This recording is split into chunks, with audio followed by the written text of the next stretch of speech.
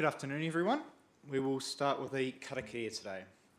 Whakataka te hau ki te uru, whakataka te hau ki te tonga, kia mā kina kina ki uta, kia mā taratara ki tai, e hi ake ana te atakura, he tio, he huka, he hauhu, ti hei, mauri ora. Please be seated.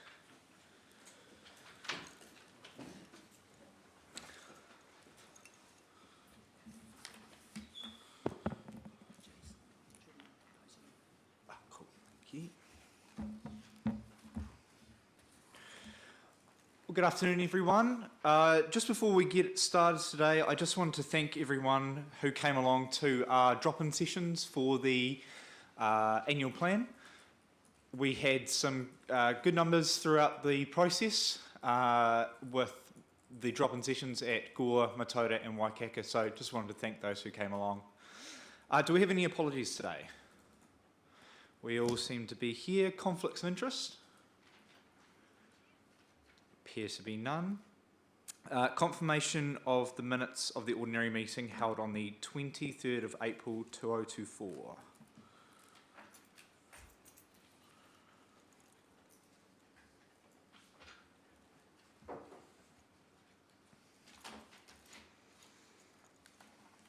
Could I please have a mover that these are true and correct? Councillor Phillips, seconded by Councillor Dixon.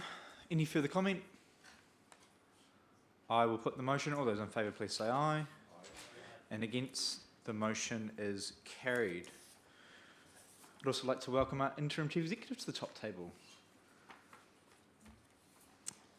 Urgent late business. I would like to move that we add an item, the letter attached. Has everyone got a copy in front of them? Yeah, cool. It's the letter from Ngā Tahu regarding equitable, safe access and affordable and sustainable water services and infrastructure resilient to the challenges of climate change and extreme weather events. The reason for it not being on the agenda was the letter was received a while ago.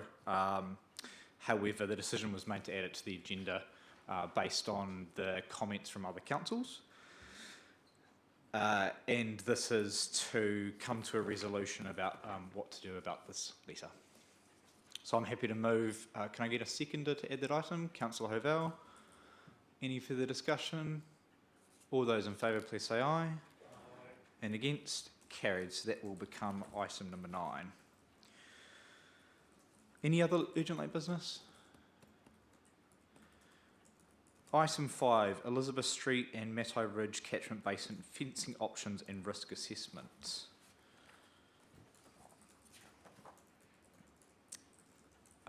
Would either of our three waters gentlemen? Yeah, through the chair. So this report, Your Honour, has been put together based on first of all, we had issues around the flooding event in September 2023 that culminated in complaints from residents that the fencing wasn't installed at that point. And we decided to undertake a risk assessment, which has been done. And the risk assessment is pretty clear in defining the requirements of the fencing, which is all in the report. I'm happy to take any questions around that report.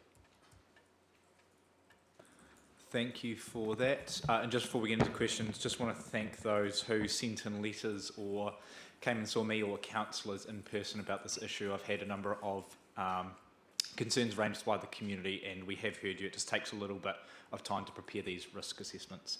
I saw Councillor McDonald's hand first. Look, I'm in favour of fencing this off. My only comment about the fencing is that Duro panel very resilient, because if kids hit it with a bike, I find it's aluminium and it looks, and I've seen that stuff installed, it seems very flimsy. I'd prefer, just from what I can see here, that second option, which is the, what do they call it, the kinked galvanised version. I think it's harder and stronger, but that's only my opinion. That's all I've got to say on that. Thank Yeah, you, through the chair, I take on board your comments and tend to agree with you that possibly there's a perception that the aluminium panels might not be as durable. And I brought that up with the contractor at the time. This particular panel might not be the one that you've noticed that's very lightweight, and there's a good example of it. I think it's Wentworth Street, the school there has it. That contractor installed that panel. I visited that myself and had a look, and the disadvantage of the aluminium is that its long-term life, in my assessment, isn't as durable as what the steel is, because the powder coating tends to break down. But we're talking maybe 10, 12 years before that starts to happen. I believe that the King's panel is probably more susceptible to vandalism because it's a very lightweight structure. It's steel, but it's very lightweight. I think it's only a 6mm diameter bar. So yeah, there's a lot of things to consider in terms of it's not so much the cost, but I think the durability and the aesthetics. And we're trying to align it with other fencing options that's already installed around town.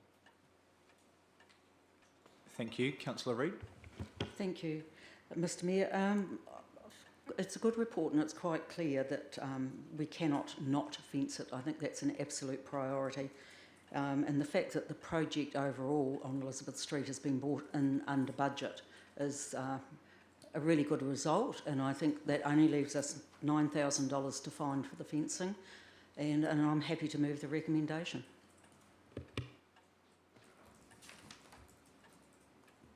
So that was the Jura panel. Thank you, Councillor. Can I get a seconder for that first? Happy to second it. Councillor Phillips seconded. Councillor Phillips will talk. Thank you, Your Worship. It's just not reported in the recommendation about the finances from Elizabeth Street.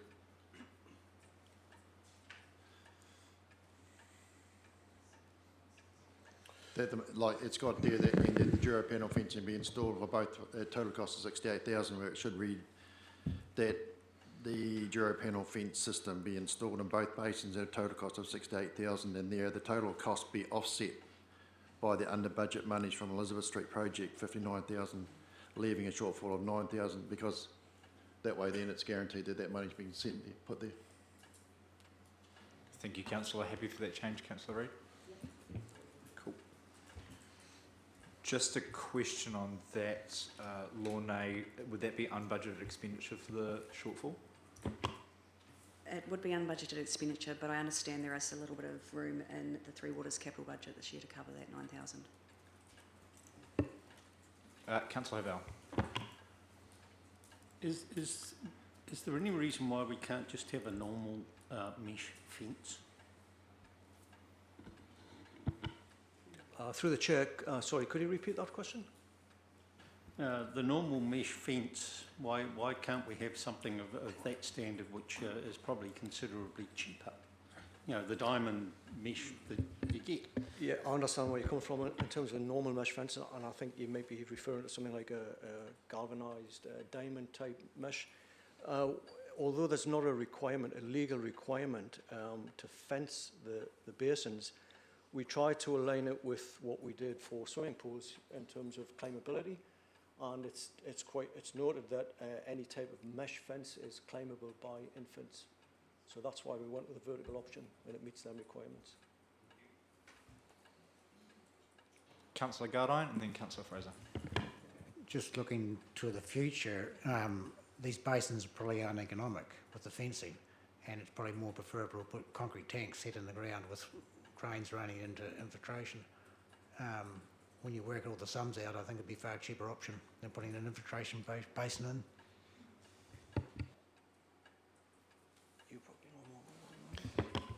Through you, Your Worship.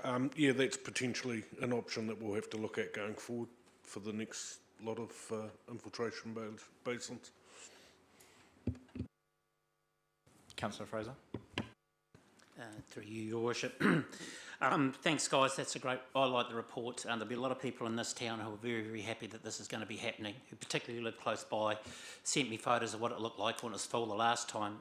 Any type of fencing, but I totally agree. This is unclimbable. The only issue, the small thing I have, is a traffic accident on both those intersections. I don't know whether they ever thought about putting a barrier there to stop a car actually going into the... I know that's extra, but it's just something else I thought about. So, look, it was discussed in the early, when the basin was first constructed, it was brought to attention that a motorist was unable to see what was beyond the edge of the grass verge. I think now that once we put a fence up, although it's not going to be a crash barrier, at least it's a visible deterrent. From that junction, I think you're talking about William Street there. Yeah, but other than that, we haven't considered it. It would need a substantial barrier in place to stop a vehicle approaching there. Councillor Reid? Thank you. I'm just wondering, Aaron, a question for you, that when going forward, when do we see this fence installed? Through you, Your Worship. So after tonight's meeting, we will be speaking with the contractor and working out a time frame from there. I wouldn't be able to give you an answer tonight. Thank you, Aaron. I thought you were about to say you're going to go out there and do it tonight. Just on that, I know there's not a legal requirement, but is there a requirement to do both at the same time? Just given that there is only one house at Matai Ridge being built at the moment, is there actually any cost savings in doing them both at the same time?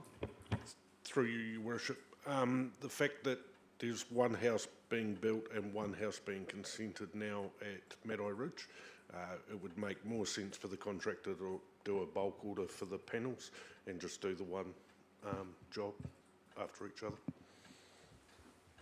Thank you for that. Any further questions on this item? Councillor McPhail? Through Your Worship. Look, I'm happy for this to be going ahead. The only thing I've written down here, and it's something as, on behalf of ratepayers, is the ambulance at the bottom of the cliff scenario. We're getting things at the end of projects sometimes at extra cost. And at this state, we've got a contingency to cover most of it. There's still an unbudgeted cost to the ratepayer. And I'm just concerned why things aren't looked at the start of projects more, and taking it into consideration that we've got to look out for every dollar we have, basically, and that's what I'm just saying. It's good, it's got to be done, I understand that, but it's just another one of these things that we've got to look at that's unbudgeted, and we can't afford it. So that's my point of view. Did you want to answer? Through you, Mr. Chair. I believe we would be setting a precedence for New Zealand here by the first fencing of a seepage area. Would that be correct? Through you, Your Worship, there is currently no standard requirement for infiltration basins, hence why during the design stage there was nothing taken into account for a fence around the basin. So tonight, with this motion passing, we are setting a precedent going forward for the country.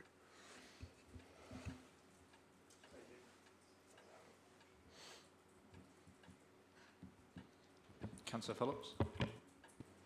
Yeah, thank you, Your Worship. Although we're setting a precedent in regards to this, I believe that the locations are such that it probably is required. If you look at some of the subdivisions further up country or even closer to us in Queenstown, etc., they are opened long with lots of plantings and stuff like that, and to me there's no difference to being beside a river if you're walking along the river in those kind of scenarios. But when you get a heavy downfall of rain, it's there for a very short period of time, and it's gone again, which makes then more susceptible to younger people, because if they've been playing when there's no water there, then it makes them more susceptible to be able to go in there and have the possibility of drowning. But the subdivisions that are further up country, you'll notice that the water is permanently there all the time, and that's where I believe that we're not setting a precedent as such, but it's the location, I think. Thank you, Councillor.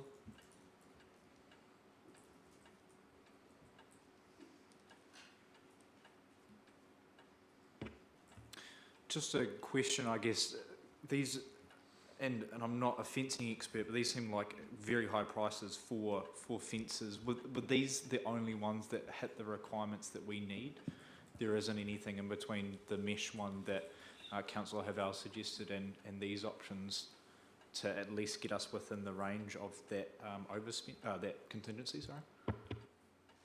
Mr. Mayor, so I think what you're saying is that obviously the cost, it is, I totally agree with you, it's extortionate, but as is everything else in construction at the moment, we looked at other options that haven't gone into depth in this report, and they were the planting options, such as pittosporum or some kind of thorn hedge.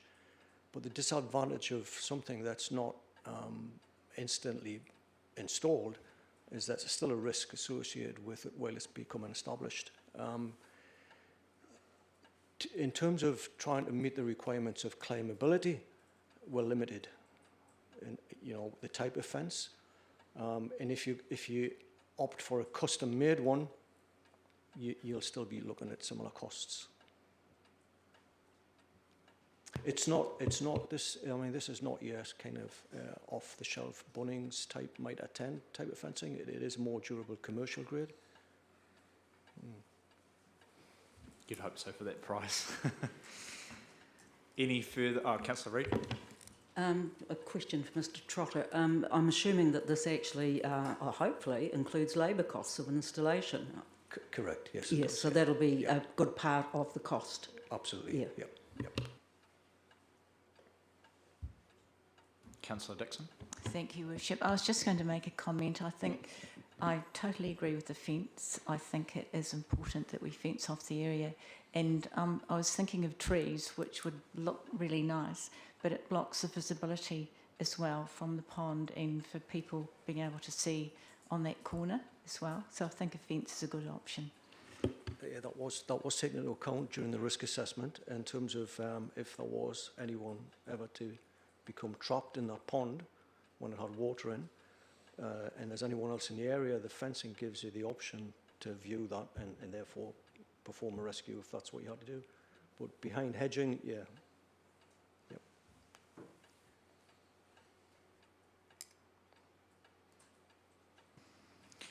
Yeah, I guess the cost is hard to stomach, but at the end of the day, it's for the safety of human life, so that's far more important than the costs that we're presented with today.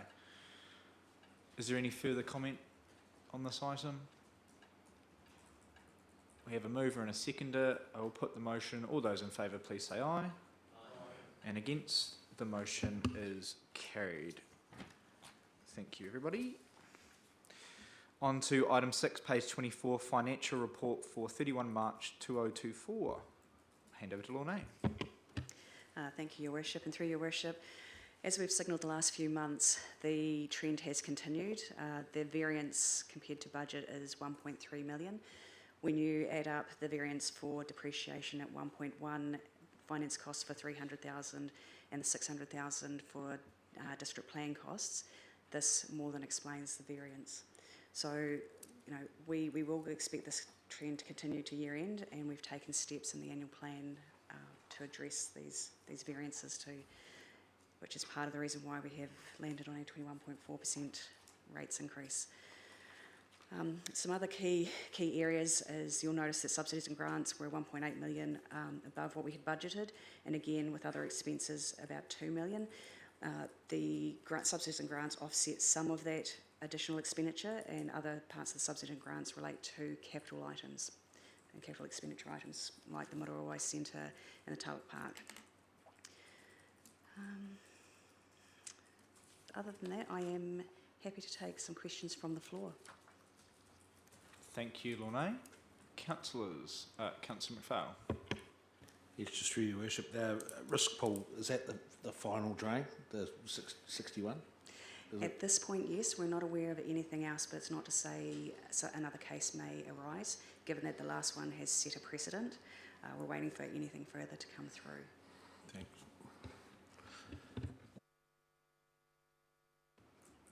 Councillor Stringer?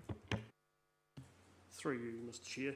The district plan related expenses, is that mainly built up of getting contractors in to provide the advice for that? Where's all that cost coming from? Through you, Your Worship, yes, it is the property group, their consulting fees, but it's also the specialist work that goes on around some of those chapters. So this is now that we've got hearings started as well, there's some commissioner fees popping up into there too. So it is a very resource-hungry exercise, and there's a lot of work over the next 12 months as well in that area, so it's not an area that's going to decrease.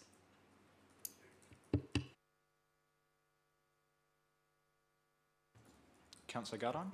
I think items like the district plan, in some ways it's a loan funded item at the end of the day, so it doesn't really affect your expenditure as much as you think, because it should be like a crude counting shouldn't show it there as an expenditure against that. It should go against a loan, yeah. Has any comments on that? The accounting standards are very clear. It is expenditure, and loans are a current liability or a long-term liability. The actual activity undertaken, where council has in the past approved the revenue and financing policy, as part of the revenue and financing policy, council can elect to loan fund expense items when there's a multi-year benefit. In this case, there is a multi-year benefit. We would not have it as an asset because it doesn't meet the definition of an asset to have it off in the balance sheet, so it has to stay under accounting standards, which I'm bound by, to be reported as an expenditure. Thank you.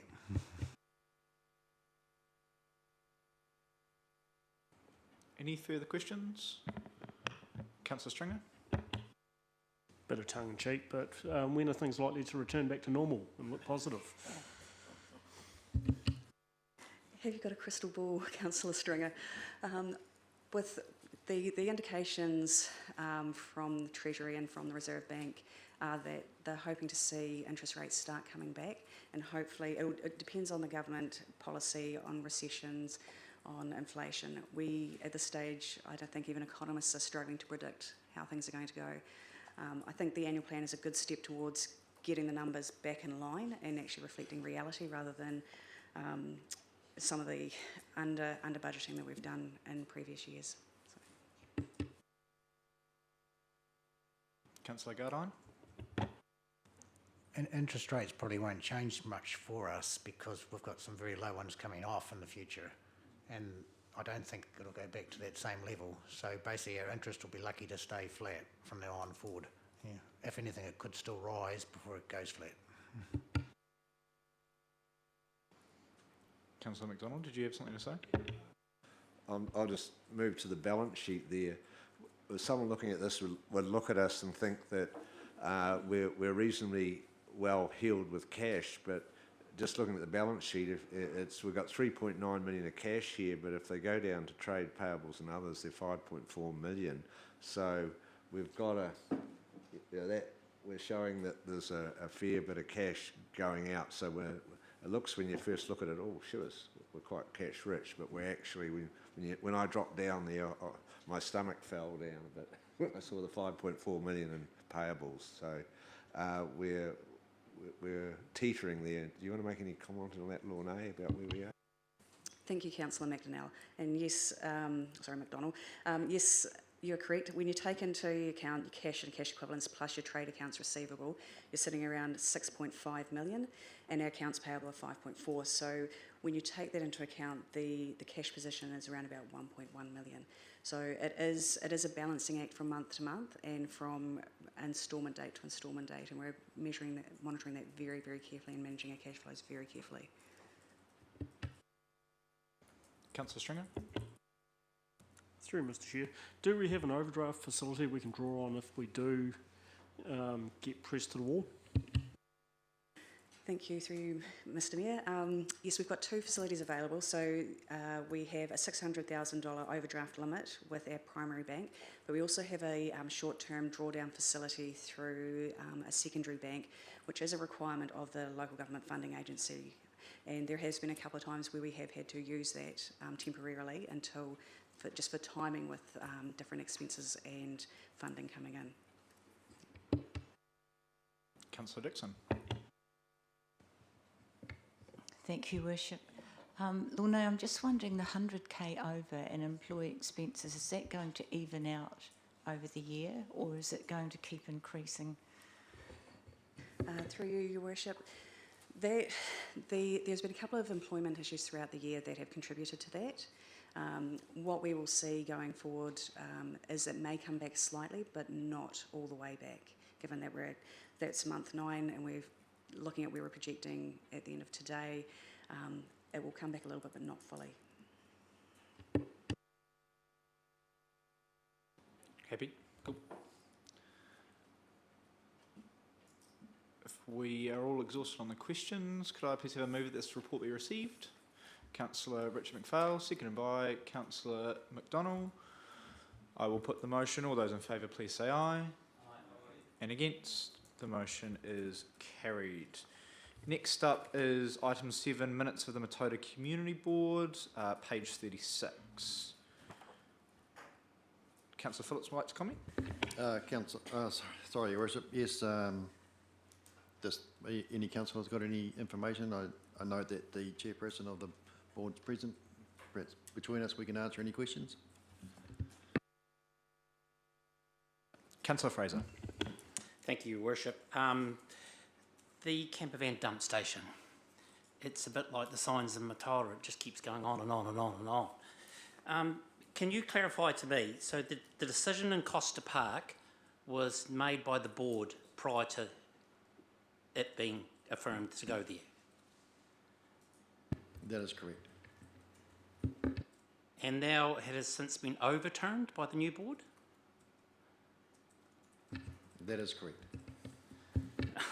I struggle with that, is that the decision was made for it to go to Costa Park. The Caravan Association has given the money for it to go into Costa Park. It's actually been put in Costa Park. And one person has come along and stopped it from progressing. Am I right so far? 100%. And this is going to come down to extra cost falling back on the council. Am I right or am I wrong there? Ultimately, the council be the ratepayer of the district. My question, and it is, and I don't know who to, how can this happen? It is a democratically selected decision and then it gets overturned. I struggle. I've struggled with this all along. So where do we go from here is my question.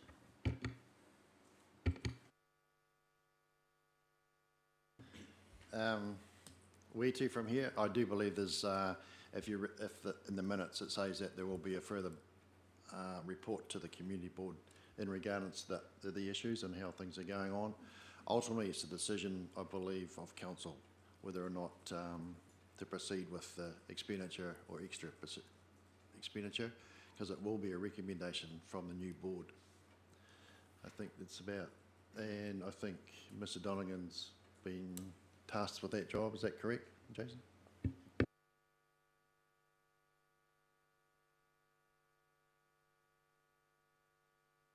No, we can't hear you. Hold on a second.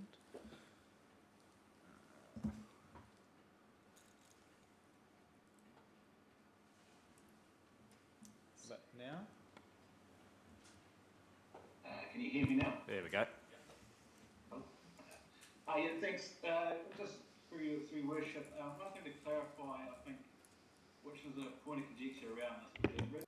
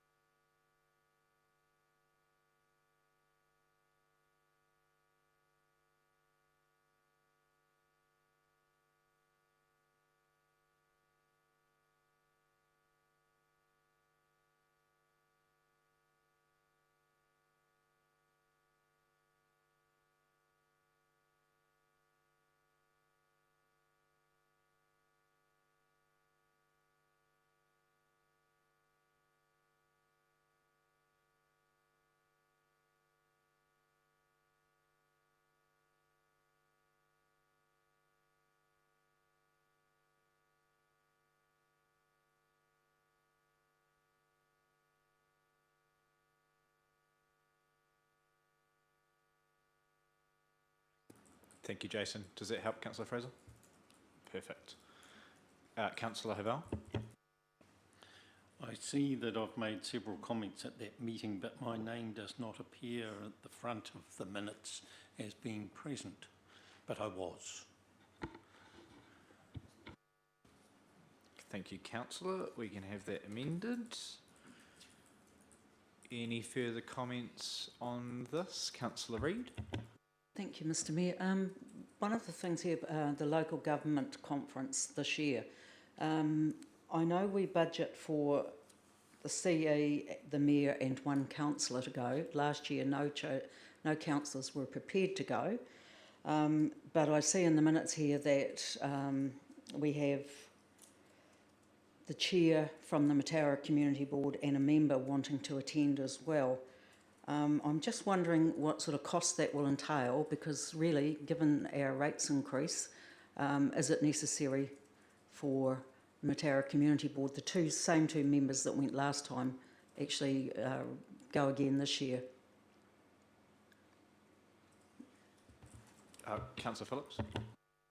Thank you, Your Worship. Can I just clarify that your comment about not prepared to go, that's not quite correct.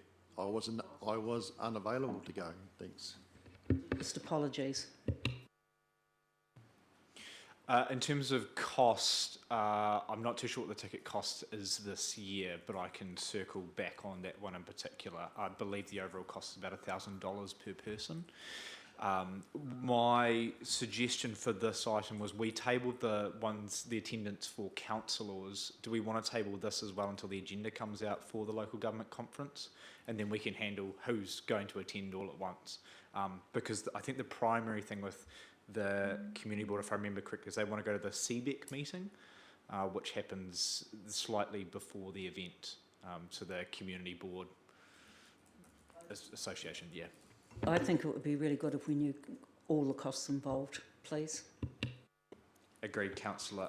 So we can add a recommendation to that effect. Councillor Hovell? Just for public understanding, the use of acronyms that you've just used, if you could clarify what that is. And I'd just like to express the view at a time of financial hardship by many and the need of the council to be frugal, I'm most reluctant for council attendees to go to that particular conference unless there is something extraordinary on the agenda that justifies it.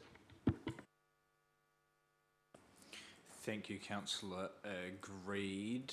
I'm just trying to remember that acronym, which is Community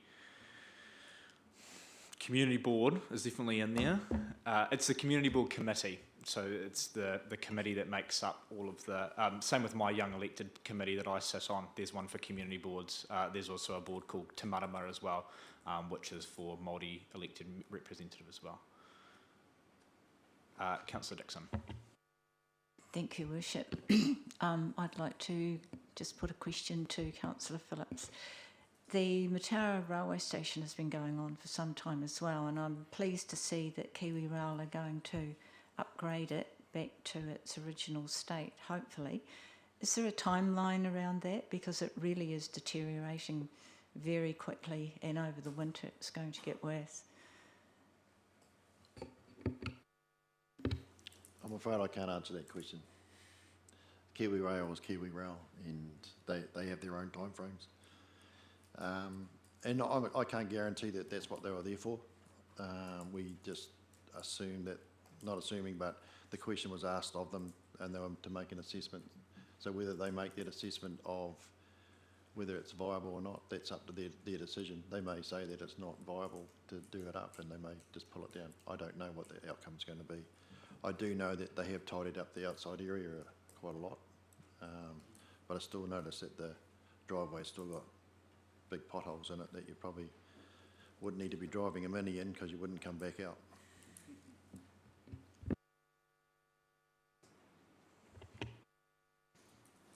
Thank you, councillors. Councillor McPhail.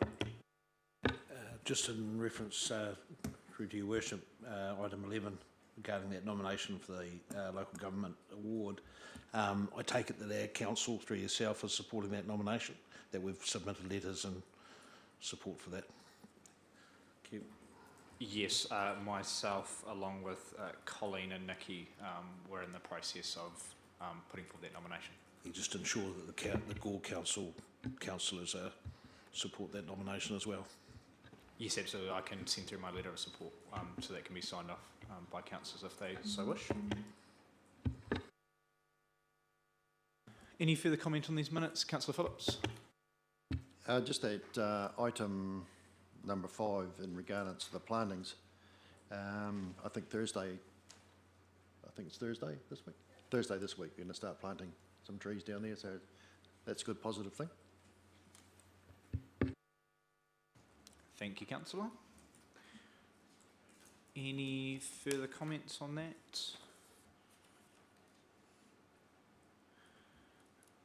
Councillor Stringer. Dare I ask where things are at with the Matera signs?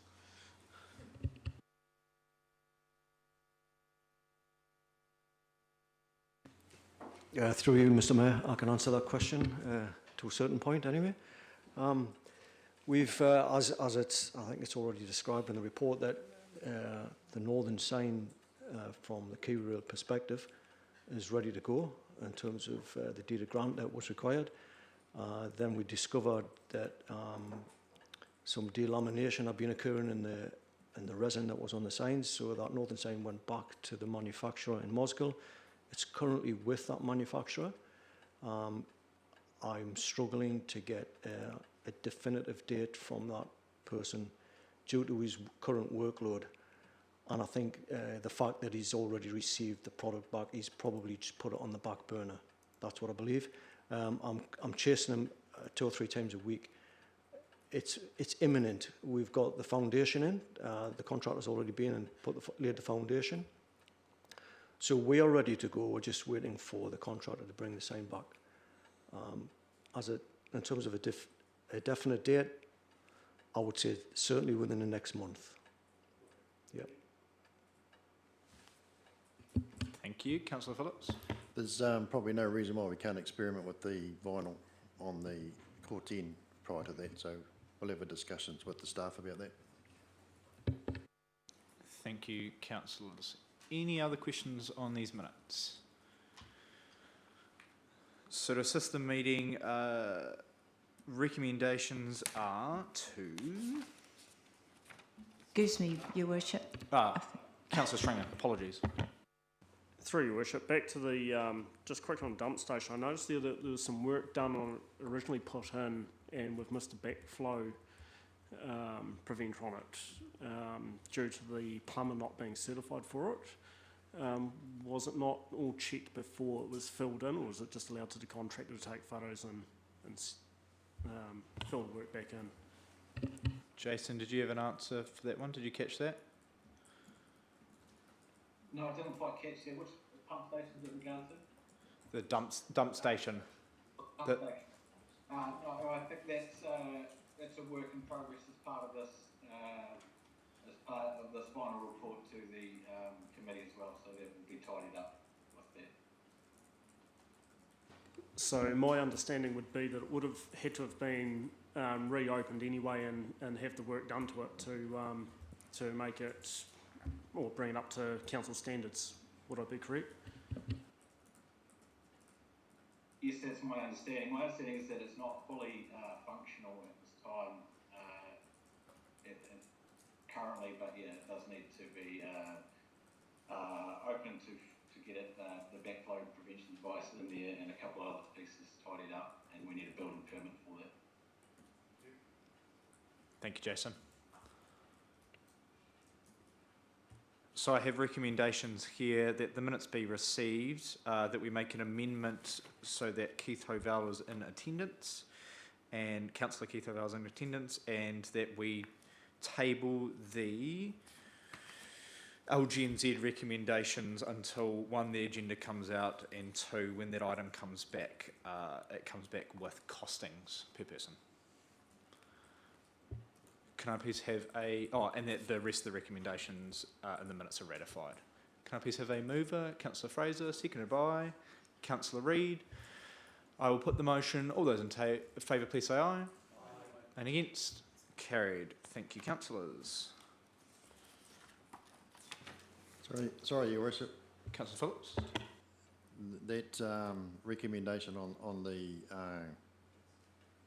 bottom on the last one in regards to the dump station, and that the board seek further information on the in the cost from the council, and it be relocated 10 metres north of its current location. Is that what the council wants, is it?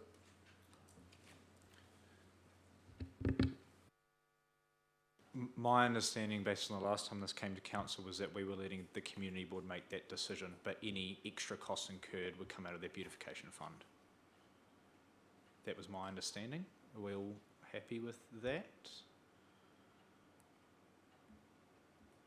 Seeing nods? Okay, we will move on. That will come back to us again when that report's done from Jason, so that'll circle back round to the council for ratification. So we'll get another slice at it if we really desperately, if there's a whole lot of costs incurred. Page 46, item 8, staff warrant and authorisation. Pretty straightforward. Councillor Phillips, happy to move? I'll move that, Your Worship. Councillor McPhail, Richard McPhail, seconded. Any further comment? Councillor Phillips. Just that, is this contract going to be shared services, or is it going to be, as it turns up, cost on the occupier of the building, or the one that holds the licence, or is it going to be just as a straight out fee? It'll be in accordance with the council's fees and charges. But we are providing a shared service rather than us having our own staff member provide the service. We have contracted Invercargill City Council to deliver the service on our behalf. So so the costs are on charge to the I guess in this case the hairdressing salons and the So I dare say then it'll probably be an increase in cost to the occupier then. Councillor Hoval. So if we've contracted them Invercargill City to do it, wouldn't an easier way be just to transfer responsibility for the function to Invercargill City Council, and then we don't have to go through the process of actually appointing people and setting fees? I believe that the Local Government Act has specific requirements for councils to deliver.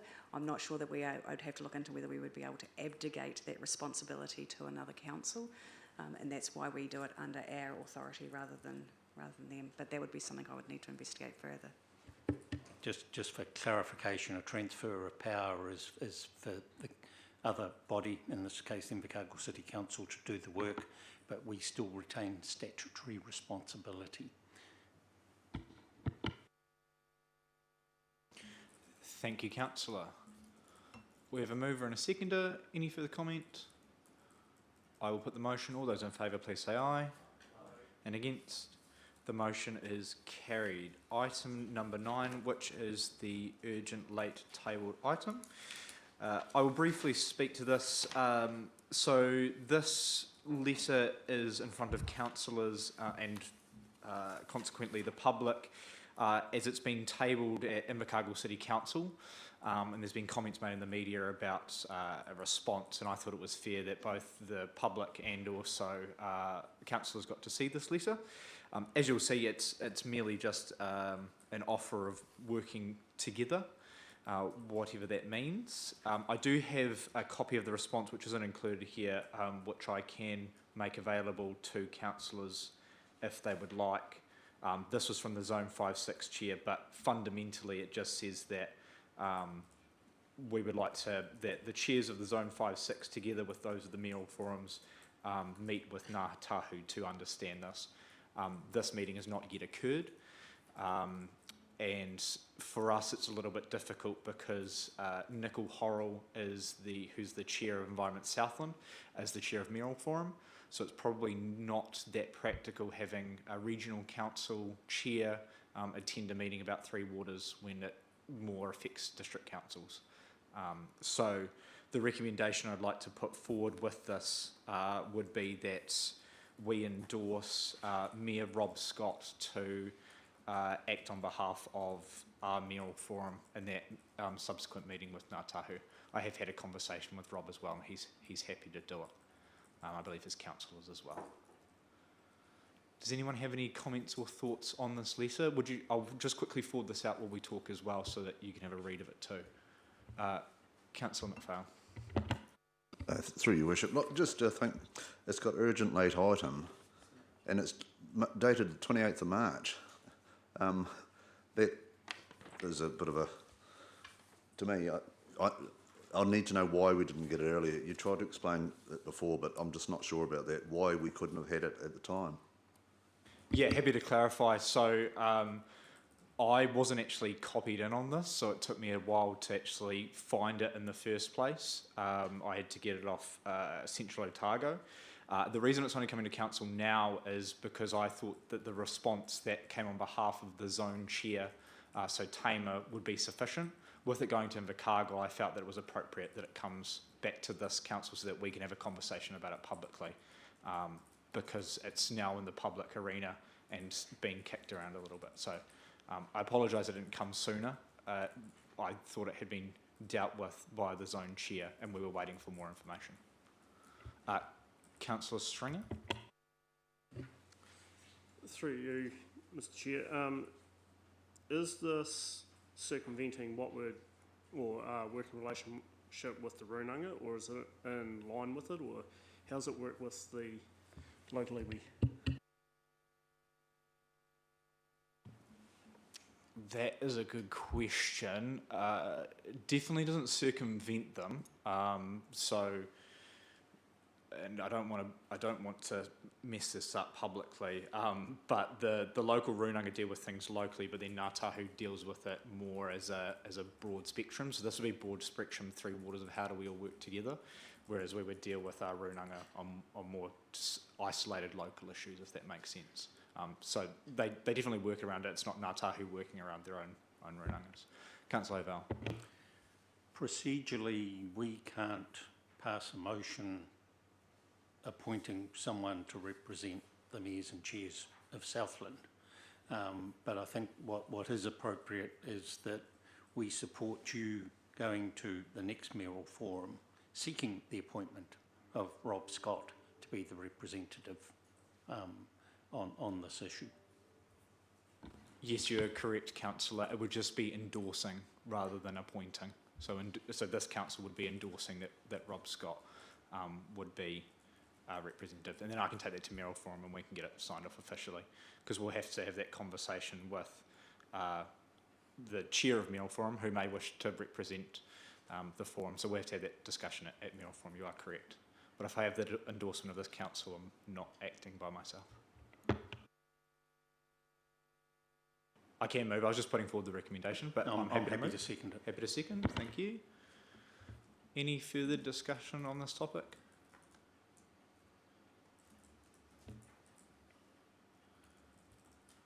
All fine? Oh, Councillor Gardner. Just a comment, where does central government sort of stand on this one, and is there any comment on where they're heading with the voice of the Ngā Tahu in their Three Waters? Yes, so I spoke to the Minister and his officials on this topic. They're not necessarily supporting it or opposed to it. Their opinion is if it helps bring councils together, then that's important, but just be mindful of kind of if there's any trade-offs or what future, how the future pans out. So in terms of bringing everyone together, they're all for it, but it depends on what the ask is on the other side, which is I think what we're asking from a zone catchment as well. Councillor Dixon. Thank you, Worship. Just you will come back to us after you've had that discussion at the mayoral forum to discuss this further and bring more information about this relationship, because it's just pretty unclear at this stage. Thank you. Yes, again, apologies, councillor, and this is why originally I didn't think it was appropriate to bring it to council, because there's still more information to come. But absolutely, those mayoral forum minutes will come back, and then Rob will report back through the appropriate channels so that we're all in the know. Moved and second. If there's no further comments, I will put the motion. All those in favour, please say aye. And against? The motion is carried. Thank you very much, councillors. We'll have a 2-minute break and come back for the committee part.